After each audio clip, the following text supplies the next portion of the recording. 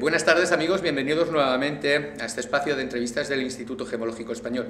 Esta tarde nos acompaña don Miguel Hermoso Cuesta, que es doctor en Historia del Arte y viene a versar sobre la conferencia que vamos a tener en estos momentos o dentro de unos breves momentos en el Salón de Actos del Instituto Gemológico Español, donde nos encontramos, titulada Las joyas en el Antiguo Egipto. Es especialista, ¿no?, porque lleva más de 10 años dando clases sobre la materia. Así es. Sí. La primera de las preguntas es, ¿podría datar la época en la que comienza y en la que finaliza precisamente el Antiguo Egipto, al periodo al que nos estamos haciendo referencia? Es un poco complicado porque Egipto es una de las primeras civilizaciones que surgen y que va a continuar venerando a sus dioses hasta el siglo VI después de Cristo, pero los caracteres definitivamente egipcios, que se reconocen fácilmente, se van a dar aproximadamente entre el 3000 a.C. y el 300-330 a.C. Sí, las diferencias de los distintos periodos son una convención que han adoptado los historiadores, así como la agrupación en dinastías, sin que muchas veces sepamos muy claramente qué es lo que marca el cambio de una dinastía a otra. Pero los distintos grandes periodos están marcados por importantes cambios políticos, invasiones extranjeras o revoluciones internas. Quizás uno de los más importantes sea el Imperio Medio, que se conoce como tal, aproximadamente entre el 2200-1800 a.C., que va a crear algunas de las mejores producciones artísticas de todo el arte egipcio. ¿Y qué tipo de materiales y de técnicas se usaban? Los materiales eran los que tenían disponibles, el oro, que abundaba en Egipto, y ya era conocido en la antigüedad, que decían que el oro era tan abundante en Egipto como la arena del desierto, malaquita, turquesa, distintas piedras duras que se podían encontrar también en el propio país, pero algunos materiales importados, la plata, que no hay en Egipto, se importaba desde Oriente Próximo, y sobre todo el lapislázuli, que como toda la antigüedad provenía siempre de Afganistán. ¿Y las técnicas más usuales? Sí, sobre todo era el pulido.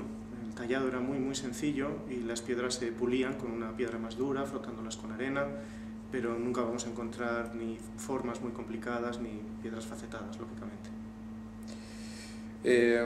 Supongo que estas piedras, o bueno, estas joyas, quiero decir, tenían o estaban impregnadas de un simbolismo importante. ¿Podría hacer mención a ello? Sí, hay dos características fundamentales para los egipcios a la hora de fabricar una joya: el color de la piedra o del material, que siempre se relaciona con los dioses, con el amanecer, con distintos aspectos que les interesan, y la dureza. Los egipcios utilizan las joyas sobre todo como amuletos y necesitan que sean de materiales resistentes porque las llevan todos los días. Eso es lo que les va a determinar el gusto por unas piedras más que por otras. ¿Forma parte de su vestuario? Sí.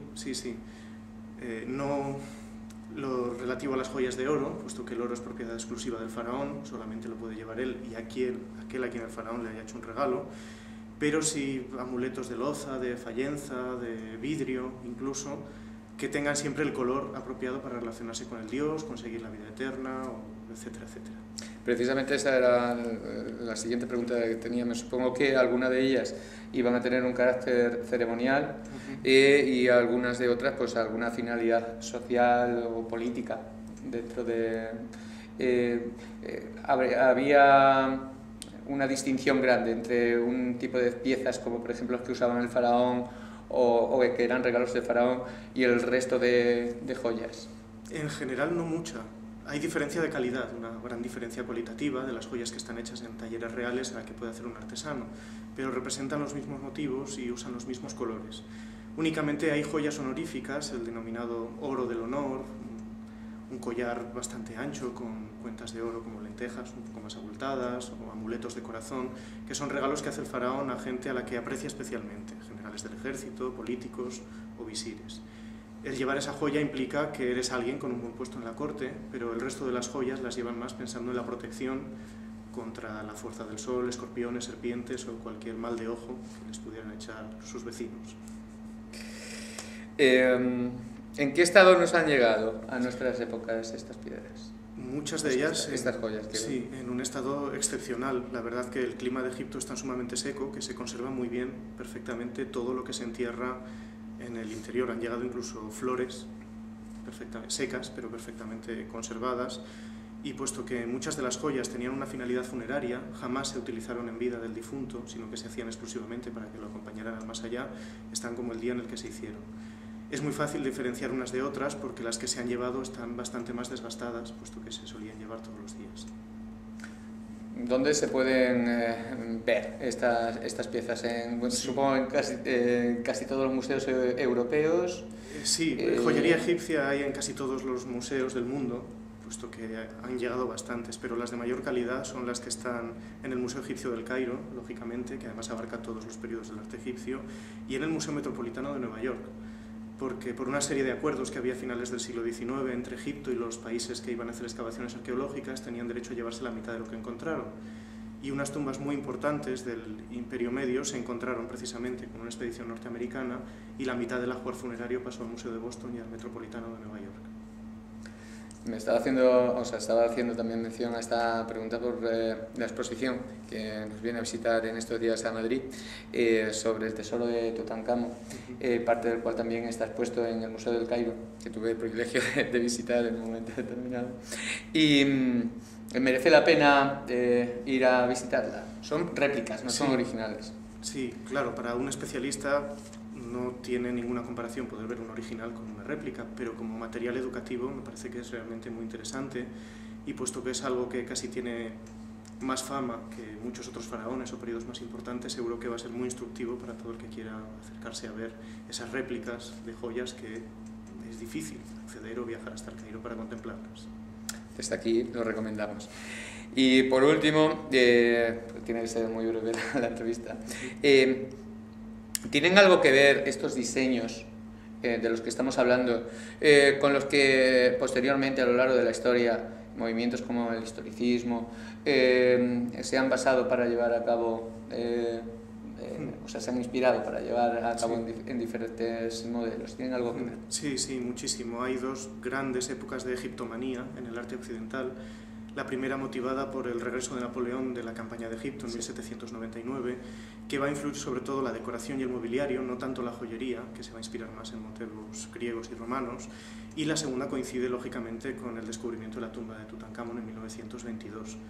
Carter empieza a dar conferencias por todo el mundo y Cartier empieza a lanzar joyas de diseño egipcio que tienen un grandísimo éxito, relojes con esfinges, bolsos, carteras, zapatos, incluso bordados con motivos egipcios, e incluso la moda. Hay muchísima arquitectura neoegipcia en Hollywood, pero la joyería, teatros y joyas también. La joyería estaba más inspirada casi en las películas que se hacían en esa época que en las joyas reales que se podía llevar. Claro, es que el problema es que muchas películas mudas de Hollywood ya habían tratado temas egipcios antes de que Carter descubriera la tumba de Tutankamón, y ese material había que aprovecharlo y había que copiarlo, y era lo que la gente identificaba como más típicamente egipcio, más incluso que el propio resto arqueológico.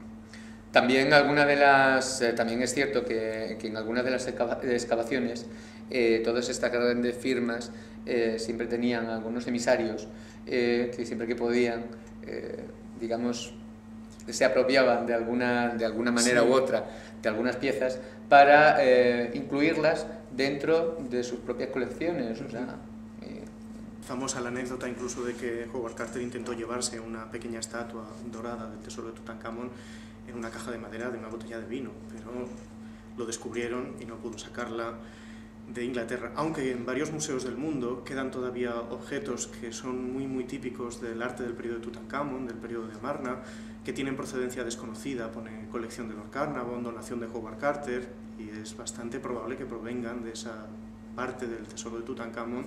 Son piezas de marfil, piezas menores, que las autoridades egipcias no lograron controlar del todo. En el siglo XIX, a comienzos del XX, la legislación era mucho más laxa y no pasaba nada porque alguien se llevara incluso un recuerdo a su propia casa del tesoro que había descubierto, un anillo, un pequeño pectoral o un colgante. Pues esto es lo que ha dado de sí la entrevista. Muchísimas gracias por su tiempo. Sí. Nosotros, queridos amigos, nos despedimos hasta la siguiente entrevista. O bien, como siempre les indico, acérquense aquí a este espacio en el Instituto Gemológico Español. Buenas tardes.